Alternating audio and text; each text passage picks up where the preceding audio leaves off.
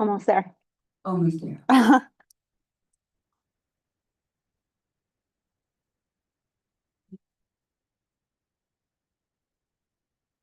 Yeah. Yep.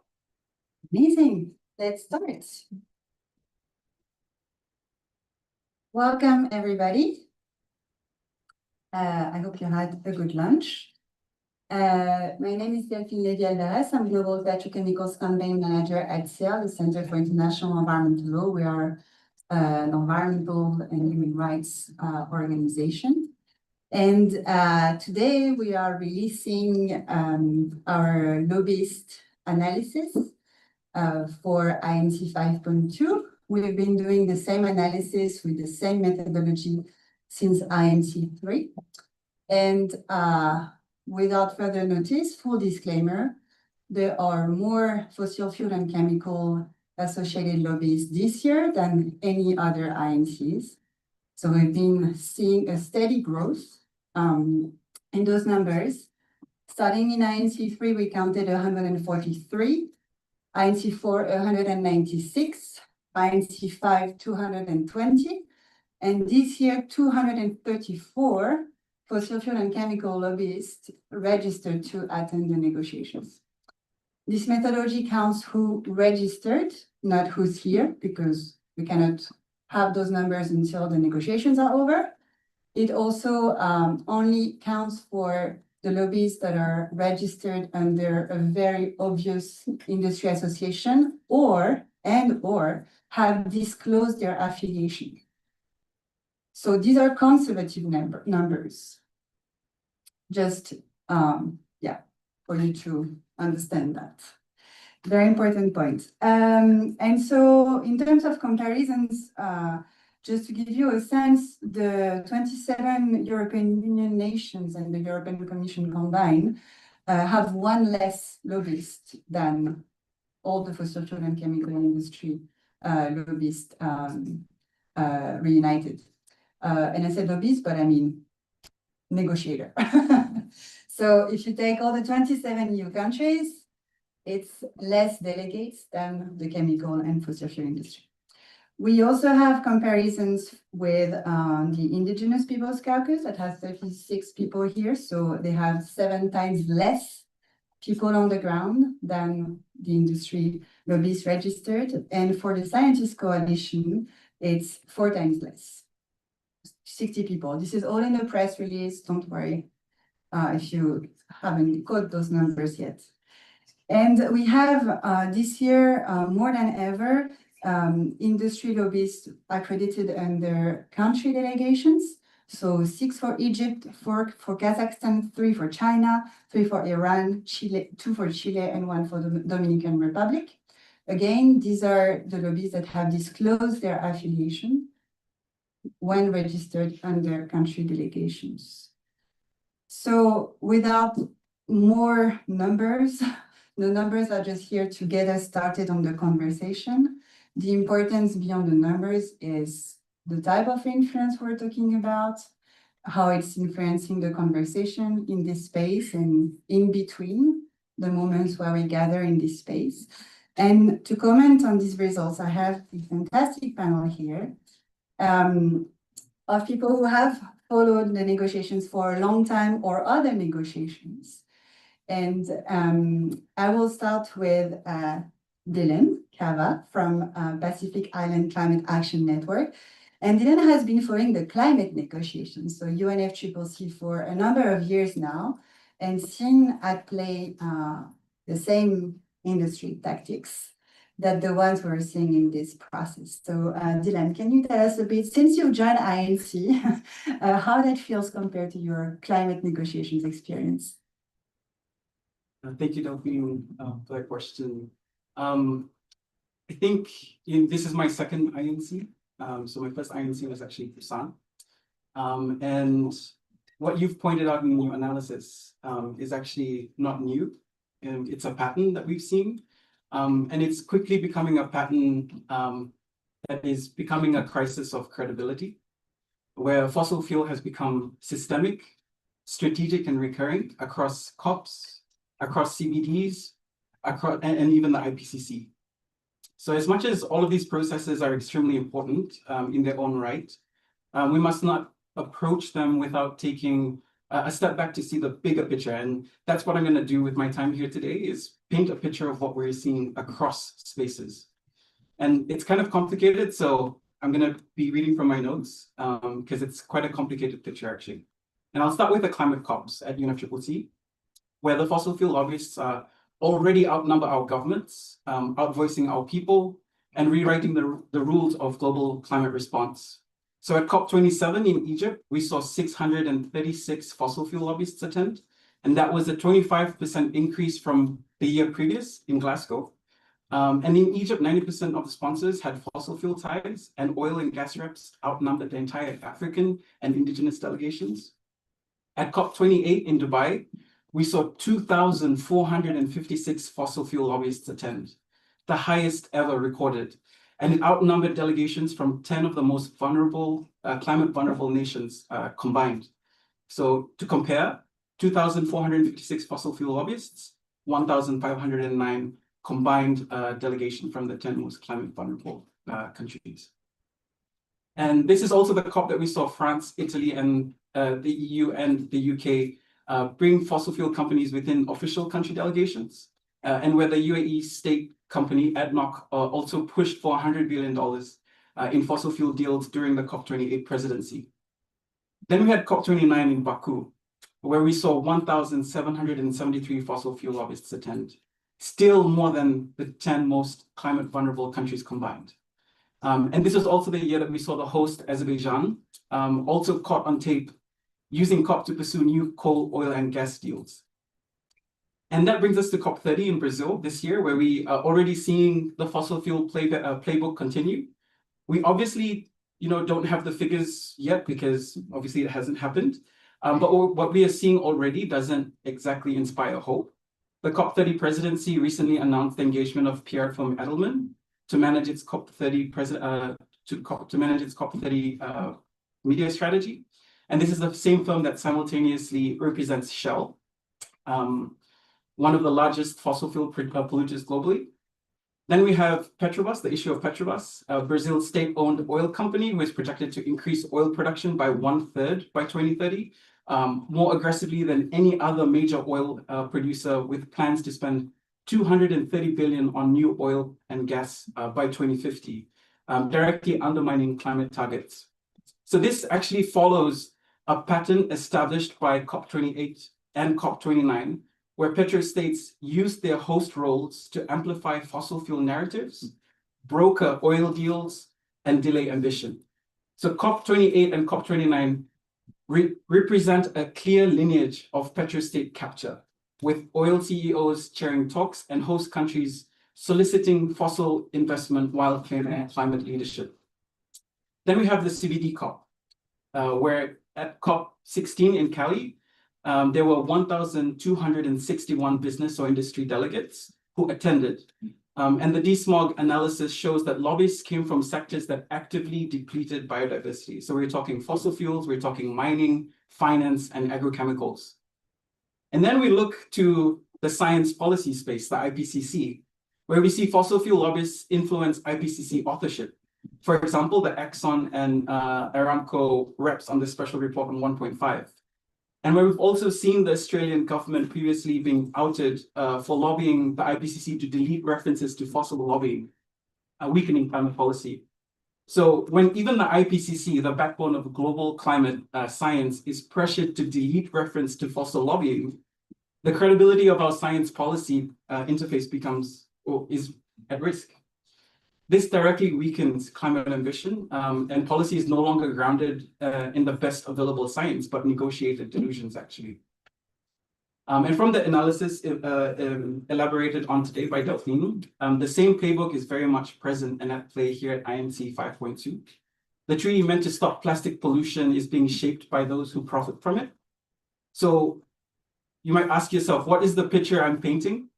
It's the widespread fossil capture of multilateralism.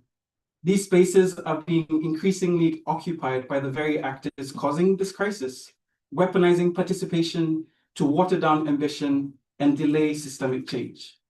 With increasing influence over the last couple of years, the fossil fuel industry has transitioned from obstruction to orchestration, actively shaping agendas, outcomes, and financing narratives. So you cannot solve a crisis by sitting the cause of that crisis at the decision-making table, and you cannot speak of justice while sidelining the very communities fighting for survival. So being from the Pacific, we know what's at stake. You know, we've led calls for a fossil fuel-free Pacific. We've helped deliver the world's first ICJ advisory opinion on climate change and human rights.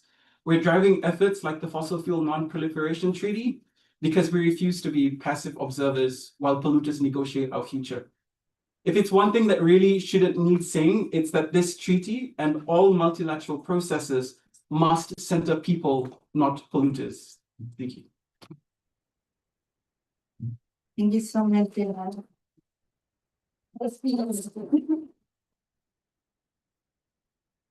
I'm gonna turn now to Shannon Calvillo, who has so many titles that I don't know where to start. She's extremely active, co-founder of the NATSO Collective, project lead at the Llegado GAIA, inclusive leader at the local conference of Youth Mexico, youth ambassador of the Stop Financing Factory Farming Coalition, and probably more that I don't have in my list. And Shannon, just as Dylan, has also followed climate negotiations, CBD negotiations, but also plastics treaty negotiations. And can you tell us a bit more, also from your lived experience, the parallels that you see between these, but also precisely your experience here, what you notice, what it means in terms of access compared to the type of access you're having. Yeah, we'll start there and we'll see where it takes us. Thank you so much, Delphine, and also Dylan for what you said. I believe it's like really aligned to what I also believe and have experienced.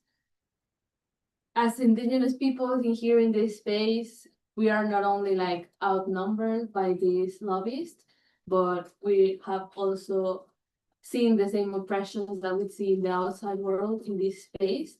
It's as these power dynamics are still being replicated within the systems and the structures that are created for us to align and to find a convergence. I believe that it is really challenging and also hurtful to see how UNEP as well is like behaving on this leadership, because they blame a lot on the states, that it's like on the lobbies, that is not for them to decide, rather the nations, but it's not like all voices of people are represented in here if Indigenous Peoples nations are not represented in this space. And I believe those guidelines that are created by these institutions need to be challenged, and we also need to speak up more on it, because if we have the numbers, if we have the science, then we are already seeing the burdens of this crisis in our territories, in our lives, and in our bodies. It's something that we really need to question ourselves as collectives and organizations, that we're putting our work and our trust and our precious time living in these rooms. I believe this not only reflects like the crisis of the institutions and of these mechanisms, but it's also showing us how this system is replicating itself, and how these companies and these industries, the fossil fuel industries, but also other industries like mining, like agribusiness, are buying decisions to continue with their interest and to continue to profit from the destruction of life. And I wonder if us being here is going to legitimize that, because they're going to say that it's an agreement that people agreed on, and they have pictures of us in here, and they have also the names of some of our nations like in there. So I believe we also need to question ourselves, like, what are these negotiations going to be for? Yesterday, the members of our CASCOS, the International Indigenous Peoples Forum on Plastics, were precisely asking that to the Secretariat, wondering and demanding as well that this treaty needs to be for humanity, not only for industry, not only for nations, but for us and the generations to come. It is really important to understand that this is a systemic issue, that it has happened in other mechanisms, at the COPs of climate change, at the COPs of biodiversity. And if this system keeps relying on extractivism, even if in its solutions, it's going to fail to people and to the other forms of life. In the process that we have been doing in mobilizing with youth in Mexico and Central America, that is why we are proposing alternatives. And we are also like trying to understand with other movements and other collectives, how can we then propose alternatives to this space if it's failing us, if it's not delivering on what is needed, on the ambition that is needed. And at least for the case of the climate conference for the COP, we are in a sense still hopeful that it's going to be hosted in Latin America, that we can perhaps have some people see to our region after so long, and after our region have a long stand, and a lot of our culture and our lands and our territories have been the ones that have paid for this system to be created and for this crisis to be the way it is now. So in this sense, we are now convening for a caravan that is going to be precisely to challenge these negotiations and the people that are in these negotiations, the lobbyists that are able to buy their places in there, and to bring land defenders to these spaces. The Mesoamerican Caravan for Climate and Life is precisely going to be a process that is not going to be centered in the negotiations itself, but it's going to leverage the mediatic attention and the collective power as well that is gathered in there, because I believe that is something that at least these spaces have done well, like to make us convene to actually think and listen to each other about what we believe is possible. So we want to leverage that to go through the Mesoamerican territory with the defenders that are, even in the Latin American region, the most affected and the most denied in these spaces. So Mesoamerica is like a place that is not only the other connection of the Amazon rainforest, but it's also the cradle of our culture in Mesoamerica and Central America.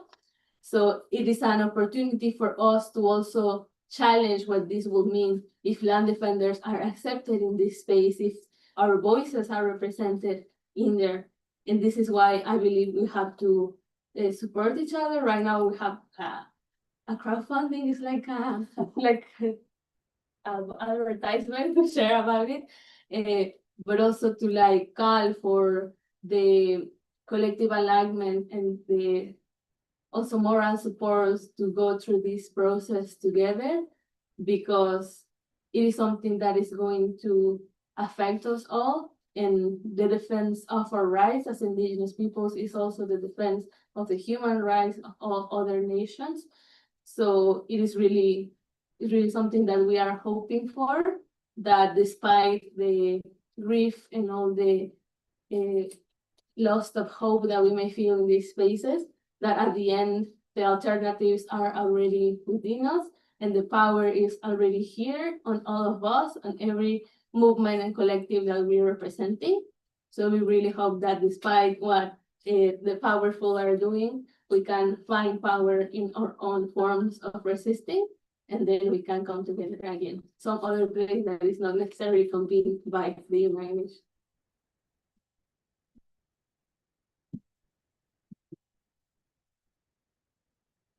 Thank you, Shanani. I will turn to John Treya, who is the co-founder and first chairman of the Kenyan Waste Speakers Welfare Association, a member of the International Alliance of Waste Speakers, and also the founder of Empower Grassroots Initiative in Kenya. And John has been at UNEA 5.2 and all the INC related meetings ever since. And John, talking about like building on what Shannon was sharing about how it feels in the space, what it feels in terms of access to these negotiations for people in your community, and also when you're hearing proposals like removing mentions of chemicals of concern, or not mentioning just transition, or this kind of proposals, like how does it feel for you, and what is it that your community is asking for in this process? I think one from the very beginning in UNEP 5.2 in Nairobi, when I started actively also engaging in this treaty process, it was a very outrageous and also eye-opening for me and the community to which I represent. It was eye-opening first in the sense that it was the very first time that our speaker was interacting more with the high-profile environment ministry officers. It was the very first time that I did meet my peers of environment that totally had no clue about West speakers. We totally had no clue about the people that work in the landfill or in collecting in the streets or in very low-income areas. The only category to which he related me are recyclers who are, in my context, not just Kenya, but other part of the global south, is that the recyclers are at the very apex of the pyramid of the sector to which we work in, who are also like multi-billionaires. And I very much feel that it's the very same thing happening here, that when such treaties are being discussed, it is intentional that the people who benefit most from it do not want the people who are more impacted by the results of what they are bringing to the environment to also be in these spaces. So it's by design that they lock out the voices of indigenous people and frontline communities that particularly get impacted by their profit schemes. Generally, for me, and also I guess for a better part of the people that I speak for, being in these spaces are not easy to start with. Even the one that I had to get to in Nairobi took a lot of lobbying from ally organizations and a lot of lobbying from myself to also just access such a treaty space. But then again, what mostly and what I've also been interacting with very recently is that how much there's a lot of social washing in these spaces. The social washing in the sense that there's a lot of organizations and a lot of industries that to back up what kind of what they've been doing or the businesses, to protect the businesses that they've also been running. And that is also backed up by the number of representatives that they send to these spaces because they are protecting something. That's entirely what it means, that they are protecting their interests. And by protecting their interests, they need as many people as they can from their side. Like they are very much uniting to protect their interests on this. But in the same sense, frontline communities cannot afford, leave alone to start organizing, but cannot even afford to have the brain space to start engaging even in this space. It takes a lot of brain space to first think around surviving, but also think more beyond being in policy-making process. For West speakers, and through the International Alliance of West speakers, we know that what unites us is our challenges. And most of these challenges are also by design, by countries and by industries. Because industry also, as you might have already seen from the statistics that have just been mentioned, that there's a lot of influence by industries to states. And that is the truth of the matter. Most of the people that sit in the policy-making tables have a very big disconnect with what is actually happening on the ground. And that is what we represent, what the realities that are normally happening on the ground. The industries and most of these companies do not understand that we fight to be in these spaces because of the livelihoods that we've seen losing. Most of them have not come to spaces where we've in different ways tried to build resilience in different forms.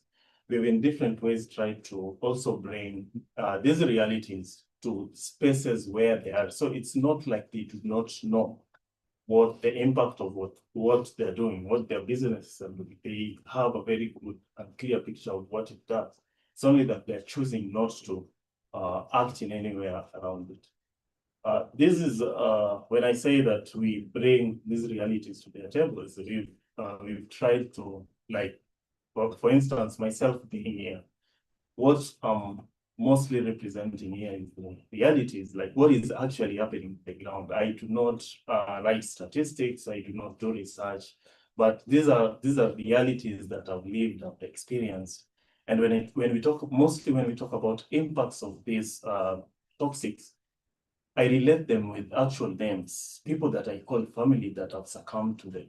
So whenever we are talking about how impactful some of these things that are happening have impacted our reality, I attach them to names.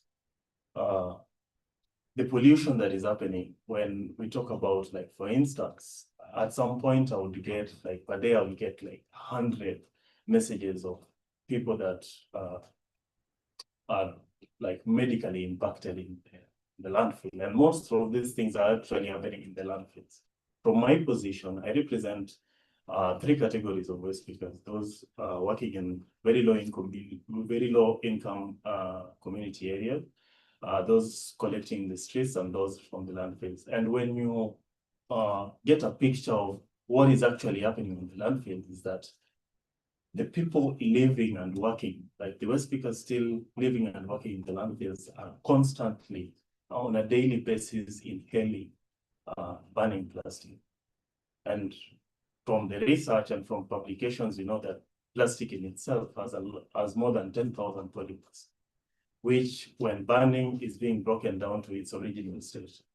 And when you interact with actual lives being impacted by these things, it's different. It's different when we discuss and when we talk about impacts, but whenever the impacts are mentioned in any way, you can already think of people you've interacted with that are no longer there. So for me, that question normally touches different. It touches difference in the sense that as we sit in the same policy table, we could be using the same word, but because the word in the dictionary has a defined meaning, for people like us, we relate differently as much as we also know the meaning.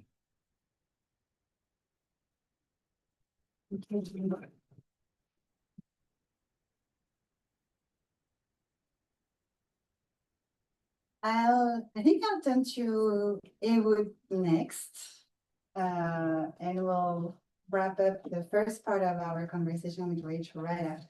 So Ewood is a plastic policy specialist at Ocean Care. So he's a local, he's our local here. And Ewood is absolutely passionate about corporate capture of policy spaces and industry narrative, and has been researching for many, many years how that shows up in different places, and has been following the plastic treaty negotiations from the start. So Ewood, what is it that you're observing throughout your research and that you want to share with us today? Yeah, great to be here. Not such a great topic, but no, I actually want to pick up on 2 points that already were. First of all, the interconnection between spaces. We also see it over time, and that is really something I want to always like to keep in mind. This is going on for a long time, and it should really finally stop. This is going on for decades. It is not just now that these companies, these industries are capturing different spaces. They're doing this willingly for decades. And just because I came across it like just in the beginning of this week, this is a statement from so let's be very clear, you know, the plastic problem and the problems that are with plastic, we knew about it much longer, probably than we sitting here in this space are always aware. That means that already 40 years ago, people were really worried about what was happening. And the industry was aware of that. And I'm just quoting of an industry letter of 1990, so 35 years ago. The image of plastics among consumers is deteriorating at an alarmingly fast pace. Opinion research experts tell us that it has plummeted so far and so fast, in fact, that we are approaching a point of no return. Public opinion polls during the 80s show that an increasing percentage of the general public believes plastics are harmful to health and the environment. That percentage rose sharply from 56% in 1988 to 72% in 1989. At this rate, we will soon reach a point from which it will be impossible to recover our credibility. So that's a letter sent by the industry to companies to convene them for a meeting. At this meeting then, the plan of that meeting was to undertake to develop a major program, again quoting, a major program of unprecedented proportions to reverse this fast-moving tidal wave of growing negative public perception. And they even had the numbers. They were planning at the time to spend 50 million per year on that over a period of 3 years. If you put that in today's money, that's about $370 million over 3 years, just in the US, one industry association. And I think if we look at what's happening now, this is a continuation of what has been happening for decades. And I think we should really be aware of that. There's links to these different spaces, but there's links also to an industry, which, and that's also like a question, why is this happening? Why are they doing that? And personally, I don't believe that they are bad people. I think that's like, I imagine them often like, okay, they're also in the morning waking up, brushing their teeth, having breakfast with their kids and going to their job. But still, what is going on? And I'm really fascinated by that. And for me, this links to a quote from George Orwell, like from 80 years ago. We live in a world where money worship has been elevated into religion. And I think that's today even much truer than it was 80 years ago. And if we see what is happening here, what is happening in these different spaces, in that wider context, actually it's a big word for many people, but of a religion which is dominating our public space. I think we have to put in that terminology. That's not hyperbolic. It's actually, if you look at it, we can describe it in that way. And I think that explains, because we have budgets, the people, because I'm, for instance, also very much aware that for many people, it's very expensive to come here. I know we're a very expensive country to be in. But for the industry, that doesn't really matter, because they have budgets civil society NGOs can only not even dream of. And there are also it's from another industry. It's from the pesticides industry, but that's quite linked. It is about, we cannot permit to lose a single dollar. It's also, I'm literally quoting from a letter from, I think, top of my head, from DuPont to, well, their employees. And I think if we're able to somehow capture that, to capture also that, and that's also fascinating if you go to newspaper archives. I must say, personally, I'm quite a big fan of it, and I lose too much time with it, but like going just through old newspaper articles from the 80s. And then you see that the same solutions we have now, and the classical one is recycling, but also, chemical recycling is also going around for 50 years. And it's sometimes fascinating to read how much we knew, how much the media knew, how much society knew, how much decision makers knew this. Because otherwise I would not know it today. I only have it because I am able to read it. So I think if we can capture it really in that sense, also link it with, this is really a question of morality. It is how to, as a society, get to society where people, when they wake up in the morning and they brush their teeth, they do not think, hey, let's go to my job and have us first focus to make money at the expense of everything, at the expense of life, at the expense of well-being, at the expense of communities. The stories we heard here, these are very concrete stories. These are very concrete situations. And so I'm really trying to draw this bigger picture of how do we do that as a society. We have to think about that and we have to act on that. And decision makers in that regard have to be reminded and have to remind themselves under a democratic system, they're here, they exist to represent the people, to represent citizens. That's their first duty, to exercise the public control, which people cannot always exercise directly. And we have to keep them reminding about that. And it also means that the private interests who are here, they are not, and it has been said during the plenary that, yeah, the private sector, we're part of civil society. I'm really sorry, but no, they're not. Because they're representing only one private financial interest. They're not representing communities, they're not representing living nature, they're not just representing the general well-being, they're just representing their own financial interests.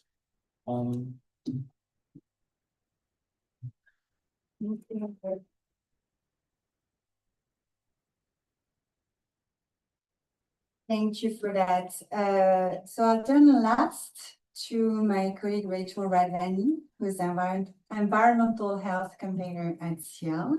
And she's also the co-facilitator of the Global Plastics Treaty Coalition, the civil society coalition working in those negotiations. And Rachel has been here from the start, INC 1.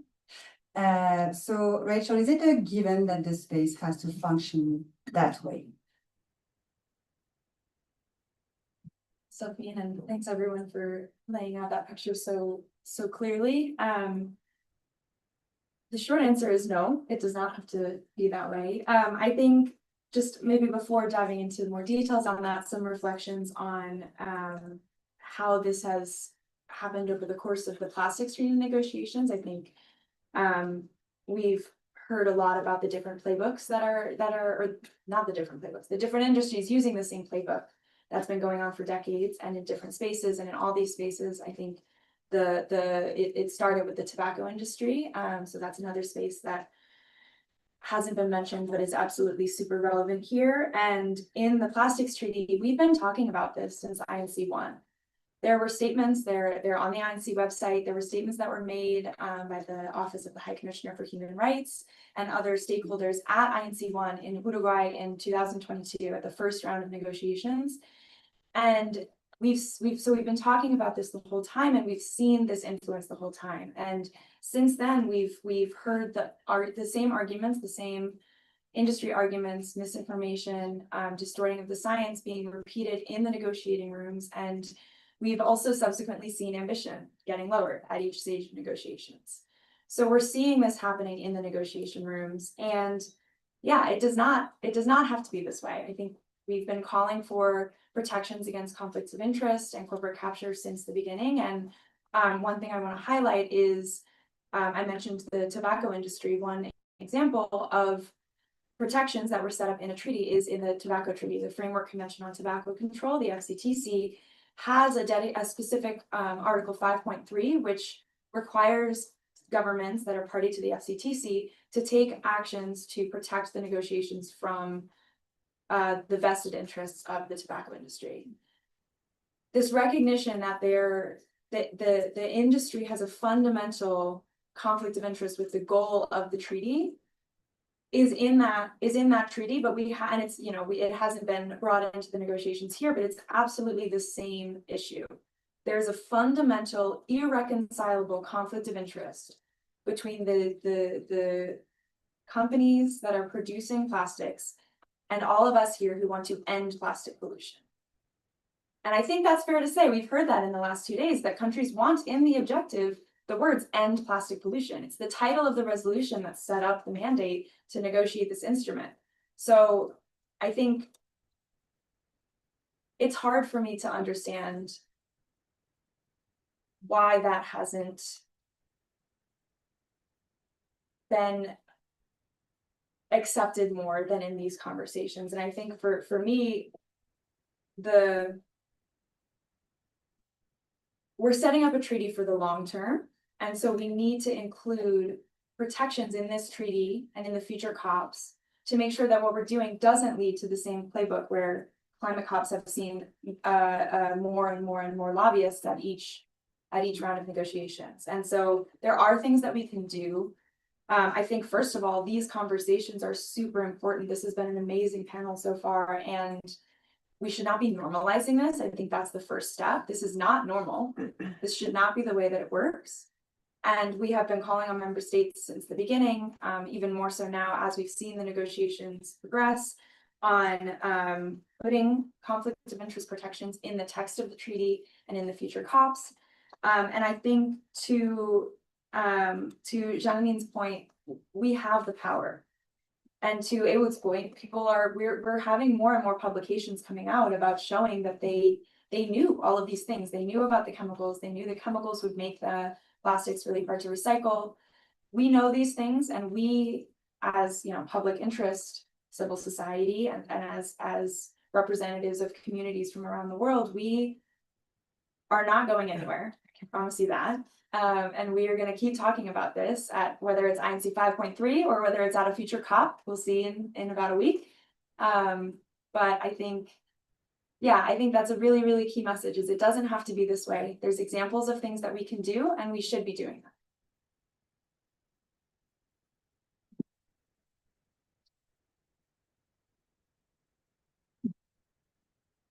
Thank you to the five of you. It's not over. If they don't have questions, I have more. But since it's a press conference, I'll turn in priority to our colleagues, journalists. If you have any follow-up questions for our panelists, just wanted my colleague Kate Bonacci to raise her hand so that you can also follow up with her afterwards. She's at the end. And we'll start with you, gentlemen, here. Yeah. Do I use the mic? Or? Yes, please use the mic. Okay, great, thank you. So I'm Steve Toligan with the Mason Plastic News. I guess I have a question for Rachel, but anybody can two-part. If the treaty is not a good treaty, well, the fault of that really ultimately rests with the governments that negotiated, rather than who attends the INC, just to get a comment or reaction. I mean, is the capture you're talking about happening at the national level? Those are the policies that are said. And then apologies, that's what I throw here. The second part of the question is, I haven't seen the figures from this INC, but I remember at previous INCs, there were estimates of like, if you looked at the number of registered, for lack of a better word, lobbyists from groups like CIEL or Greenpeace or World Wildlife Fund, something like 160, so you're looking at 160 from those types of groups, 220, 230 from petrochemical companies. I guess I'm just wondering, not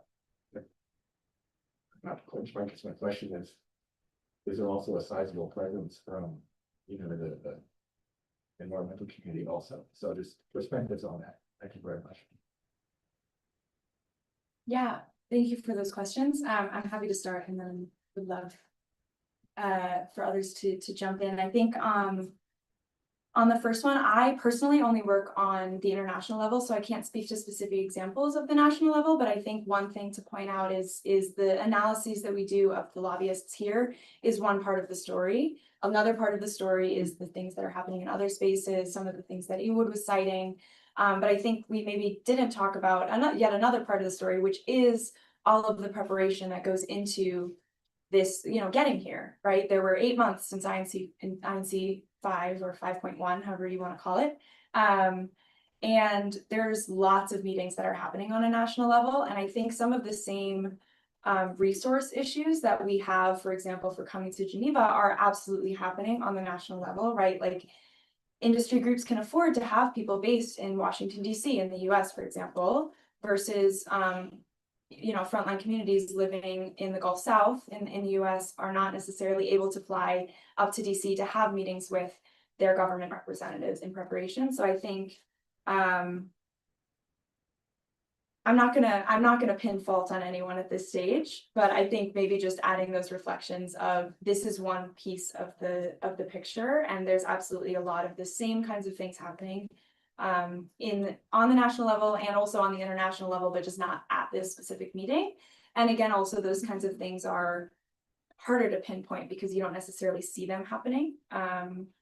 And in terms of the representation of the civil society, can confirm we are very much here in large numbers, and I think that's a good thing. I think there's sometimes this like false equivalence in terms of the numbers. I think there's two things I would want to point out. One is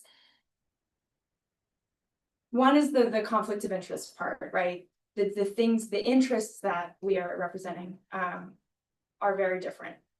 Civil society, environmental members of the Civil Society and Rights Holders Coalition, which I co-facilitate with my colleague Dharmesh, we are here supporting member states towards a treaty that will end plastic pollution, a treaty that will address plastic production, address the chemicals used in plastics, all throughout the life cycle, versus an industry that is here supporting governments to block all of those things that I just mentioned.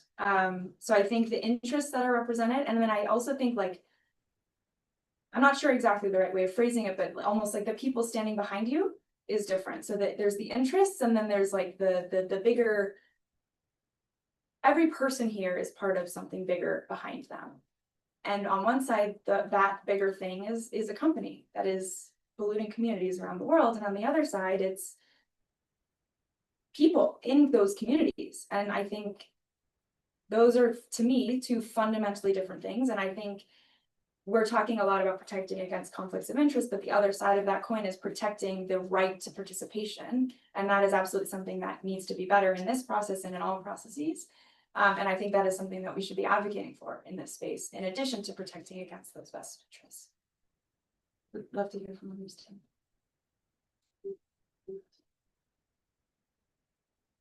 If someone tell you that there are more Indigenous people representatives or more waste speakers representatives than industry, and that would be a problem, it's not the case, but imagine you would, what would you answer?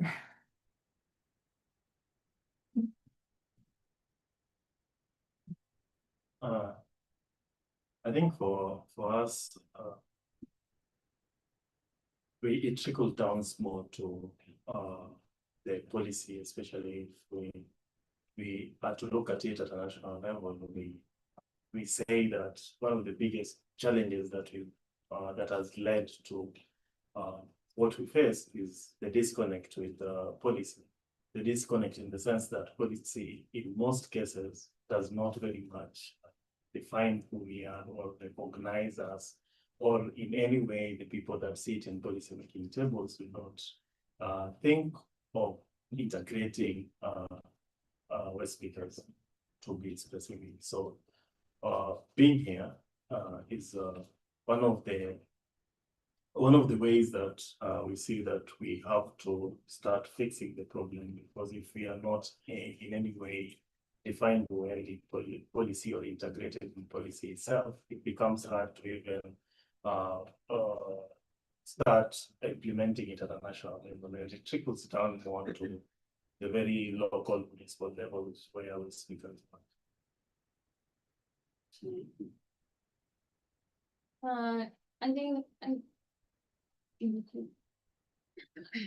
on the question of whose fault it is, if it's like nations or industry, I believe that it might differ depending on the case of the nation, because we have seen, and it's very obvious that some nations are more co-opted by their industries and the interests that are also interlinked between like the project that they have for development for their nation,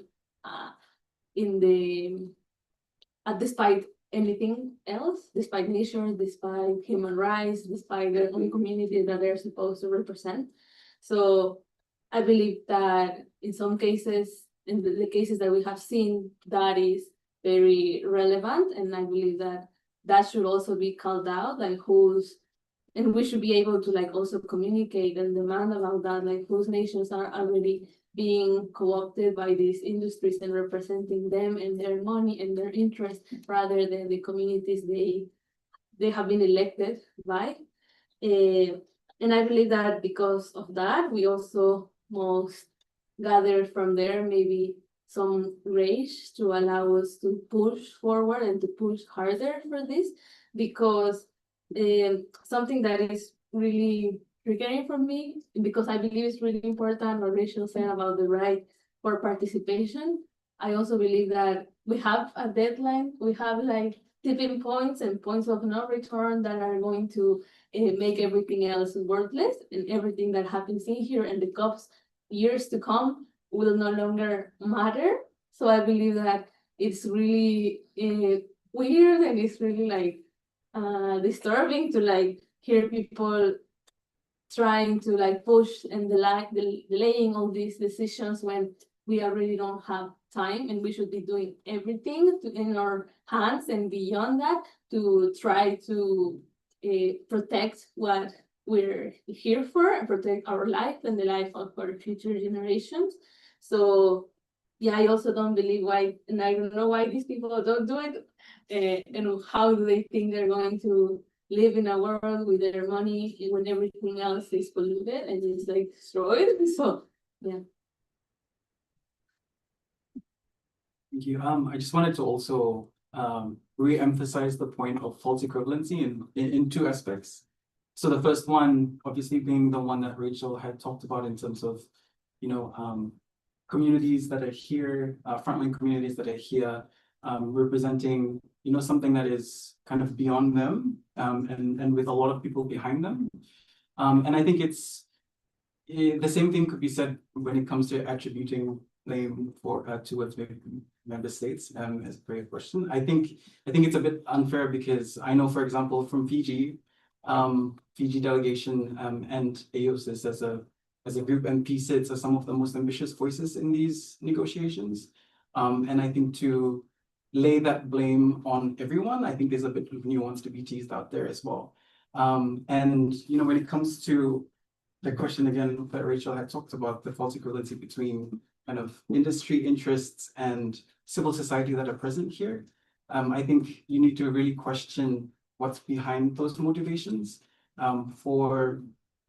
If you think about the industry interest, it's fossil fuel extraction, it's profit.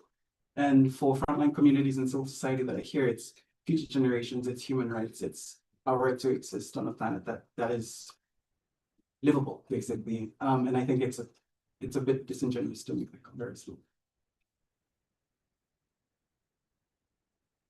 Yeah, I think I can only echo what already has been said, and just maybe in other words, repeat the same thing.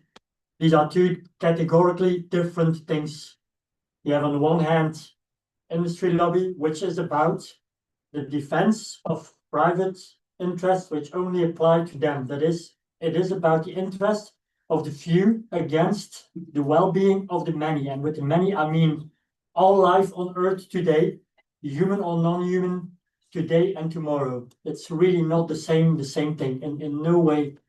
Also, the environmental community, of which I think I consider myself a part, given that I'm working for an environmental organization.